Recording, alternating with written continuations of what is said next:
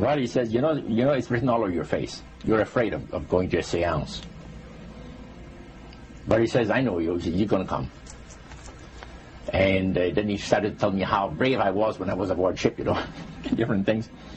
He says, you're not the same man. You've changed. You're chicken. That's all I needed to hear. I said, when do we go to a seance? So one Saturday evening, we were in the place. It was our first time. Very beautiful place. The medium was a lady. She had a gorgeous new home in Montreal. And there were about 20 invited guests there, which I was one of them. And she communicated with the spirits for different people there. And they were telling them what the spirit said. One man said, I would like to talk to my friend that died 6 months ago. But I don't want him to appear. Just want to talk to him. Because he says, I don't trust you talking to my friend for me. So the medium says, let me inquire of the spirit. Yeah, the spirit will talk with you. And that big masculine voice was heard in the place. It says, hi, Frank. It's nice of you to ask for me to talk with you. And they had a little chat. And after it was over, Frank says, this is the greatest thing on earth, to be able to talk with the spirits of the dead. Then the medium said, we have a very special surprise tonight for you people. A spirit will manifest itself openly here in a few minutes. And it's like a big gust of wind hit the building. And right through the wall. Now the lights were terribly bright, but they were like living room lights. A couple of floor lamps and maybe some of these. And that translucent being seemed to come right out of the wall. How did you feel right at that moment? It's almost like my heart stopped a little bit. You know, very weird feeling. So it was a lady in a beautiful evening gown, swirling. And she said to Mary, my dear sister, you are so wonderful to have asked for me. And Mary fainted and fell right off her chair on the floor. And a couple of guys jumped up and picked her up, and it's gone. That was the beginning of it. That's how you got into it.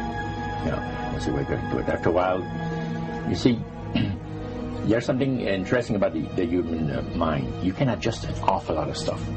You can adjust to a lot of things that would terrify you to begin with. After a while, they become common and ordinary. So you mean contact with the supernatural can become commonplace and ordinary and doesn't bother anybody? Yeah. In other words, the more that you do it, you're not uncomfortable. That's right. It's just not an uneasy feeling.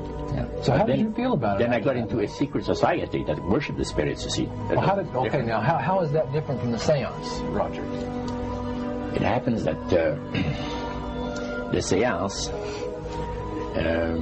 are not involving in many ways. But when you get into a secret society of spirit worshippers, then, and especially when you're invited there by the direction of the higher-ups in the spirit world, you never get out of there alive. And this is exactly what my friend and I were up against. We didn't know anything about.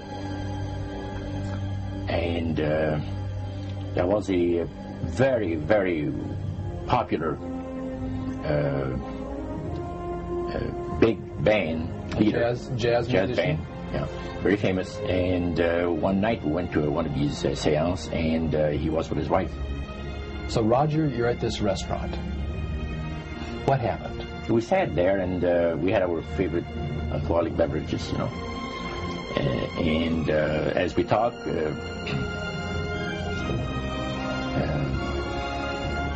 band leader says, I want power. I go right to the source of power. And he says, how do you think that I became famous the way that I am? Well, I said, you must have had some good luck. Well, he says, there's no such thing as good luck. He says, there's either some power working for you somewhere, or you don't get ahead in this world. not my type of occupation. So it went from there. We got talking about spirit worship. Did it intrigue you? Or did it make you want to find out more about what exactly he was talking about? Yeah. So he said the supposed spirits of the dead that you're talking with are demon spirits. They're fallen angels.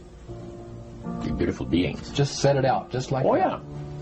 It didn't make you uneasy when he said they were... Well, it shocked you a little bit, something that you first hear mentioned to you. He said, you guys have got a great future ahead of you. Because we've been told, the high priest of our society, secret society, has been told that the master has very special plans for you too. Now, what did he mean by the master? Satan. And we were interested to hear more about it. And he told us, he says, look, we worship spirits. We worship Lucifer and all his angels. They're just as beautiful as they did before they were cast out of heaven. He says there was a misunderstanding in the whole thing. He says among the inhabitants of the galaxies. And he says our master was misunderstood. And God did not bear with him like he does with people that make mistakes today. So we're in a warfare, good against evil. And we happen to be the evil ones, but we're not that bad. He says, I look at this business between the forces of good and evil. He says, you believe in one person believes in God, and everyone believes in Lucifer. It's like politics. So the great controversy is real. And you heard someone talk about it that's on the other side. And to these people, they are sold to the fact that Christ will not return to this planet with power and great glory. He's going to abdicate all claims to the planet, because the high priest once said that Christ will abdicate all claims to the planet because he knows that it is lawfully and rightfully Satan's. And at that time, he says, so the priest says, well, now, he says, for those of you that are new, let me tell you that this is the most feasible way, he says, to please the spirits is to deride Christ and his people, and his church and all that. So they sing out of Christian hymnals. They didn't sing Christian words to the hymns, however. Well, they changed a lot of them. Yeah. It's a form of blasphemy. Such as you see today in the rock music world. You see the entertainers, they have these crosses. The lady's got earrings, crosses. The guy's got crosses. This is a form of blasphemy, a form of deriding Christ. You see. Spirits cause the people to do that, to find pleasure in wearing this type of emblem, which is the cross is the emblem of the crucifixion of Christ to the Christians. Better to reign in hell than serve in heaven, is that it? Why not? I'm here on the ground with my nose in it since the whole thing began. I've nurtured every sensation man has been inspired to have. I cared about what he wanted, and I never judged him. Why? Because I never rejected him. In spite of all his imperfections, I'm a fan of man. I'm a humanist. Maybe the last humanist. Who, in their right mind, Kevin, could possibly deny the 20th century was entirely mine?